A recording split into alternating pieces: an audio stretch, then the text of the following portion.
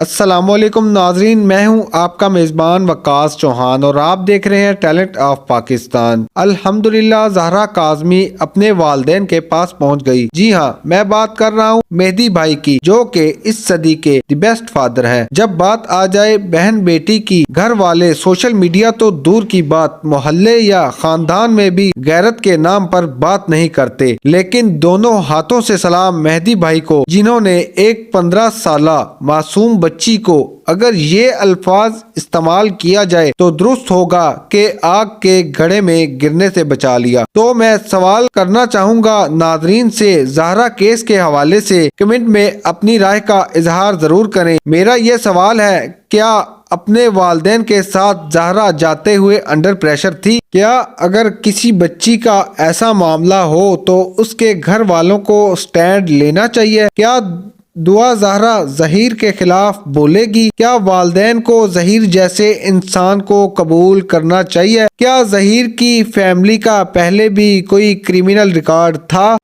کیا دعا نے ظہیر سے اپنی مرضی سے شادی کی؟ کچھ لوگ یہ کہہ رہے ہیں کہ اس لڑکے کا درد تم کیا سمجھو، اس لڑکے کا درد تم کیا سمجھو، جسے محبت ہو گئی ہو اور وہ بے روزگار ہو۔ اس میں کتنی ایک سچائی ہے؟ اور عینی شاہدین کا کہنا ہے کہ جب ظہیر نے یہ سنا کہ دعا کا فیصلہ، عدالت نے دعا کو اپنے ماں باپ کے ساتھ جانے کا کہا تو وہ سہما ہوا تھا۔ اس میں کتنی ایک صداقت ہے؟ ناظرین، اس کا فیصلہ آپ نے کرنا ہے۔ جی ناظرین، اگر کوئی کسی کی عزت کے ساتھ کھلواڑ کرتا ہے، اسے محبت کا نام دے کر اپنے اوپر جائز کر لیتا ہے، اگر آپ کسی کی عزت کے ساتھ کھیلو گے تو یہ نہایت غلط بات ہے۔ جی ہاں، جو ظہیر نے کیا وہ معاشرتی طور پر ناجائز تھا۔ ہماری مشرقی روایات بھی اس کی ہرگز اجازت نہیں دیتی۔ اگر آپ کسی کی بیٹی کو بھگا کر گھر والوں کی مرضی کے خلاف شادی کریں، دعا اور ظہیر نے جو بویا وہی کاٹا۔ ناظرین،